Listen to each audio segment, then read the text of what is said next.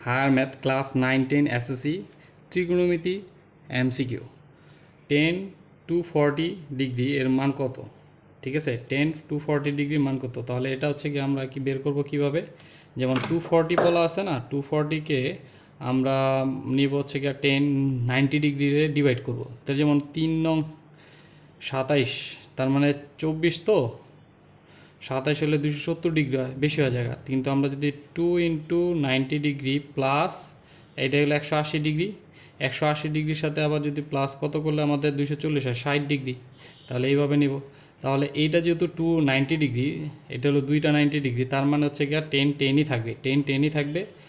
আর হচ্ছে গিয়া 60 ডিগ্রি হবে। আর এটা হচ্ছে প্লাস হবে না মাইনাস হবে? ঠিক আছে, তাহলে প্লাস হবে না মাইনাস হবে হচ্ছে গিয়া, তাহলে আমাদের এটা দেখতে হবে যে একটা দুইটা, ঠিক আছে, একটা দুইটা প্লাস, তার মানে এটা থার্ড কোয়াড্রেন্ট। থার্ড কোয়াড্রেন্ট হচ্ছে গিয়ে তো আপনার 10-এর ঘরে, তাহলে এটা প্লাসটা প্লাসই থাকবে। তাহলে 10-60 ডিগ্রির মান কত হচ্ছে গিয়া? 10-60 ডিগ্রির মান হচ্ছে গিয়া √3। তাহলে এটার অ্যান্সার হচ্ছে গিয়া √3। তারপরে সাইন 3 থিতা সমান সমান 1 হলে থিতা কত ডিগ্রি, তাই না? তাহলে সাইন 3 থিতা ইকুয়াল 1, তার মানে এটা কিন্তু সাইন 90 ডিগ্রি। এই 1 মানে কি? Sine 90 degree. তাহলে সাইন সাইন কাটা, তাহলে 3 থিতা ইজ ইকুয়াল 90 ডিগ্রি। তাহলে 3 যদি এখানে 90 ডিগ্রিকে ডিভাইড করে, তাহলে এটা হচ্ছে গিয়া 30 ডিগ্রি হয়। থিতা কত ডিগ্রি হয়? 30 ডিগ্রি হয়। তাহলে এটা হচ্ছে 30 ডিগ্রি। এরপর হচ্ছে সাইন -25/π/6, তাই না? আচ্ছা, সাইন মাইনাস থিতা আমরা জানি কি মাইনাস সাইন থিতা না?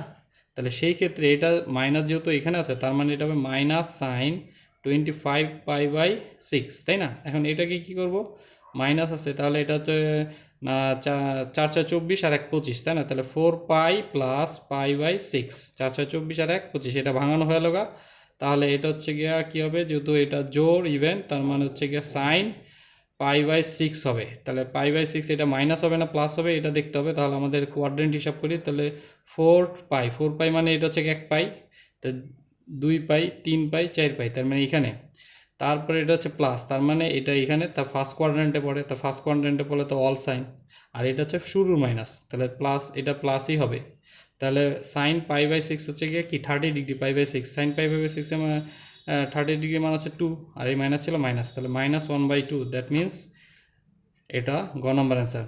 এসি এর বাহুর দৈর্ঘ্য নির্ণয় করো। আচ্ছা, এসি এর বাহুর দৈর্ঘ্য নির্ণয় করলে এই ত্রিভুজ অনুযায়ী এসি হচ্ছে গিয়ে অতিভুজ, তাই না? আর এখানে লম্বের মান দেওয়া আছে আর কোণ দেওয়া আছে, এটা এই কোণ ধরলে এটা লম্ব, এটা অতিভুজ। তার মানে আমি এই কোণ যদি ধরি, সে সাইন, লম্ব বাই অতিভুজ মানে সাইন হয়, তাই না? সাগরে লবণ অনেক, বা তোমরা যেভাবে জানো, তো লম্ব বাই অতিভুজ। তাহলে সাইন 30 ডিগ্রি নিলাম, তাহলে এটা হচ্ছে গিয়ে লম্ব হচ্ছে গিয়ে 3, আর অতিভুজ হচ্ছে এসি, আমরা এসির মান ধরলাম। তাহলে সাইন 30 ডিগ্রি মানে কি 1/2 না? 1/2 3 এসি। তাহলে এটার সাথে এটা গুণ, এটার সাথে এটা গুণ, তার মানে কি হয়? AC is equal to 6। তাহলে এটার অ্যান্সার হচ্ছে গিয়া 6। এরপর হচ্ছে গিয়া তোমার কোসেক এটা।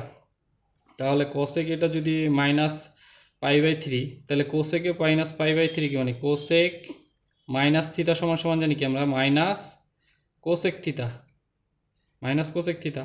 তাহলে এখানে মাইনাসটার কোসেক কি হবে? π/3, π/3 হচ্ছে গিয়ে 60 ডিগ্রি। কোসেক 60 ডিগ্রির মান কত? সাইন 60 ডিগ্রি মানের উল্টা। সাইন 60 ডিগ্রির মান কত ছিল?